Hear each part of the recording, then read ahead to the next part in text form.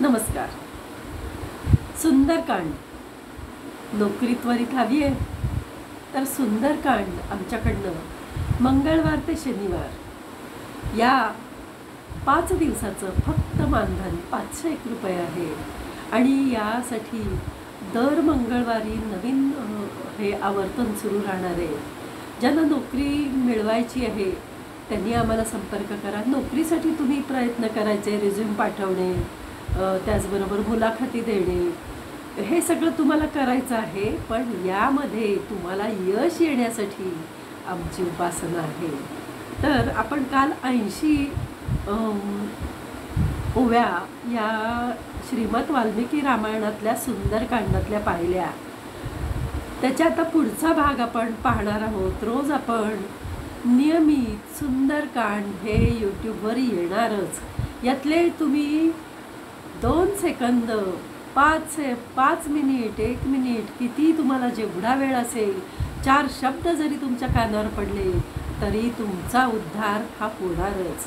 तेव्हा तुम्ही माझ्या चॅनलवर येऊन कुठल्याही प्रकारे मी तुम्हाला सांगणार नाही की तुम्ही सबस्क्राईब करा, लाईक करा, काहीही करू नका. फक्त हे 4 शब्द जे वाल्मिकी रामायणातले आहे, व्यासांनी लिहिले, वाल्मिकींनी रामायण केव्हा लिहिलं हे आपल्याला माहितीच आहे. नारद मुनींची स्थळे आणि वाल्मिकीची कथाही आपल्याला सगळ्यांना माहिती आहे.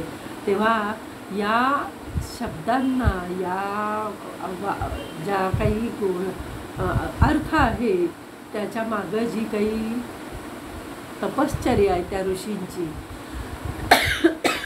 तो आशीर्वाद तुमच्यापर्यंत पोचतो आणि तुमचं काम होतं. मारुती राया हा अतिशय चंचल आणि एका क्षणात मनोज ब्रह्मा अर्थतुल्य वेगम जितेंद्रियं बुद्धिमतां वरिष्ठं वातात्मजं मानरयुक्तं श्रीरामदूतं शरणं प्रपद्ये.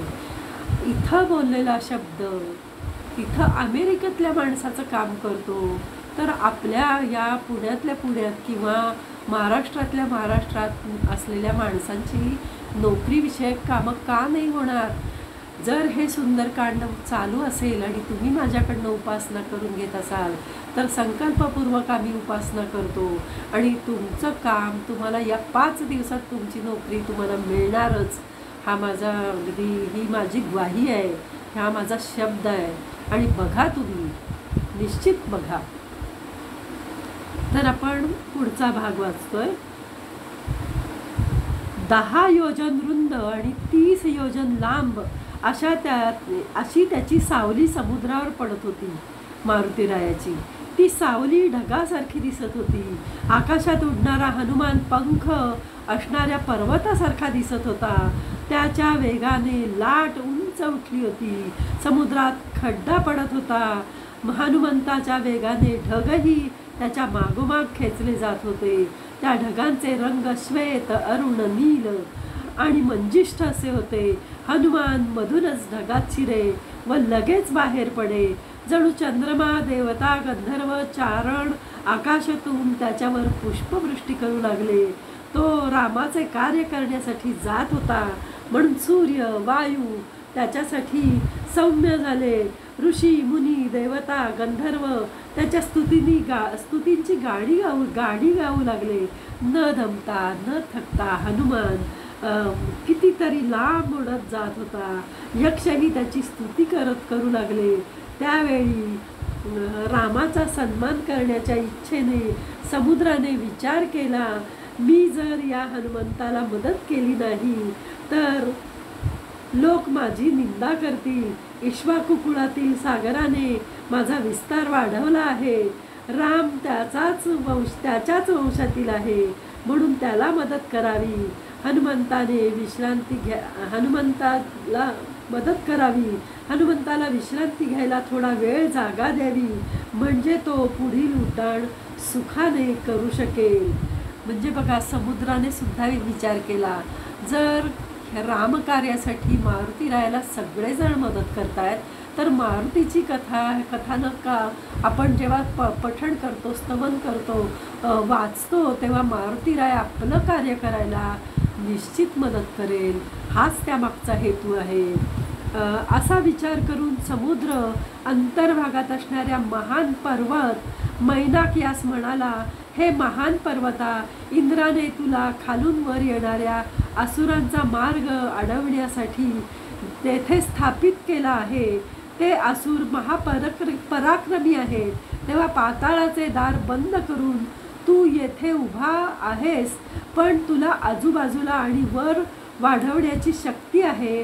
तुला मी आज्ञा देतो, तू वरच्या बाजूस उंच उंच होत जा, म्हणजे पवनपुत्र हनुमंताला विश्रांती घेता येईल. असा त्या मागचा हेतू. त्या इक्ष्वाकुकुळातील रामाचे काही काम मी करावे असे मलाही वाटते, असा तो मैनाकही म्हणाला. आणि हनुमान रामाचा सेवक आहे, म्हणून तू आम्हास मदत कर. त्यामुळे हनुमानाला थकवा येणार नाही, विश्रांती मिळेल. मोठ्या लोकांचे काम केले नाही तर ते रागवतात. तू पाण्याच्या वर उंच वाढ व हनुमंताला तुझ्या शिखरावर थोडा वेळ विश्रांती घ्यावयास सांग. तो तुझा अतिथी आहे हे समज. हे मैनाका, गंधर्व आणि देवता तुझ्या आश्रयाला राहतात. तुझ्या शिखरावर विश्रांती घेऊन हनुमंत पुढील उड्डाण सुखाने करेल. हे पहा, रामचंद्र दयाळू आहेत, सीता रावणाच्या बंदीत आहे आणि हनुमान थकू शकतो. याचा विचार करून समुद्राच्या पृष्ठभागावर आपले शरीर वाढव, असं मैनाकाला समुद्राने सांगितले, सागराने सांगितलं. सागराचे ऐकून मैनाक पर्वत समुद्राचे पाणी बाजूस करून वर उठला. समुद्राच्या पाण्यात असणाऱ्या वनस्पती व वृक्ष मोकळ्या हवेत आले. सूर्य ज्याप्रमाणे मेघातून बाहेर येतो तसा तो पर्वत भासला. त्या मैनाकाने थोड्या वेळात आपल्या शिखराचे दर्शन घडवले. त्याची शिखरे सोन्याची होती. तेथे अनेक नाग आणि किन्नर राहत होते. हनुमंताला आकाशात ती शिखरे उंच रेषेप्रमाणे दिसली. त्या सोनेरी शिखरांमुळे आकाशही प्रकाशाने न्हावून गेले व मोठ्या शस्त्राप्रमाणे ते दिसू लागले.